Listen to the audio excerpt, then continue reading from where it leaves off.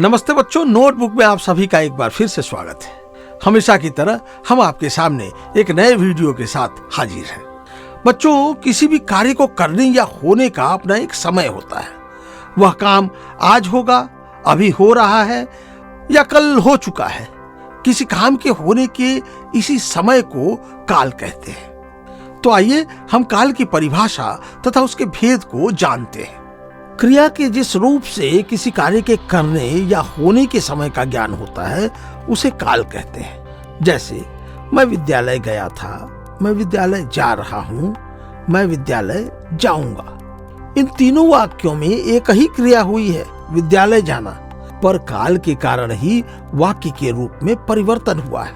पहले वाक्य में क्रिया हो चुकी है, दूसरे वाक्य में क्रिया हो रही है और तीसरे वाक्य में क्रिया होने वाली है।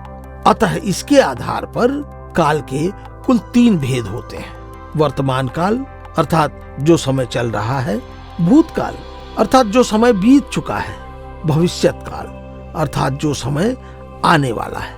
आइए अब हम वर्तमान काल के बारे में जानते हैं। वर्तमान काल क्रिया के जिस रूप में वर्तमान में चल रहे समय का बोध होता है उसे वर्तमान काल कहते हैं। जैसे शेखर पत्र लिख रहा है, वह खाना खाती है, राधिका गाना गा रही है। उपर्युक्त वाक्यों में क्रिया के वर्तमान समय में होने का पता चलता है। अतः ये सभी क्रियाएं वर्तमान काल की क्रियाएं हैं। आइए अब हम भूतकाल समझते हैं। भूतकाल क्रिया के जिस रूप से बीते हुए समय का बोध होता है उसे भूतकाल कहते हैं। सरल शब्दों में कहें तो जिससे किसी कार्य की समाप्ति का बोध हो उसे भूतकाल कहते हैं। जैसे दुकानें बंद हो चुकी थी, माँ खाना बना रही थी, उसने किताबें खरीदी थी। उपर्युक्त सभी वाक्य बीते हुए समय में क्रिया के होने का बोध करा रहे हैं। अतः ये भूतकाल के वाक्य हैं। आइए अब हम भविष्यत काल के बारे में जानते हैं। भविष्यत काल क्रिया के जिस रूप से काम का आने वाले समय में करना या होना प्रकट हो उसे भविष्यत काल कहते हैं।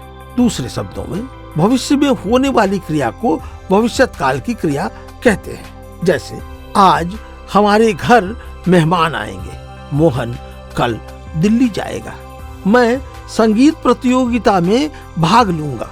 उपर्युक्त वाक्यों की क्रियाओं से पता चलता है कि ये सब कार्य आने वाले समय में पूरे होंगे। अतः ये भविष्यत काल की क्रियाएं हैं। तो बच्चों, हम उम्मीद करते हैं कि आपने काल संबंधी विषय को पूरी तरह से समझा होगा। फिर मिलेंगे एक नए पाठ के वीडियो के साथ। तब तक के लिए हम विदा लेते हैं।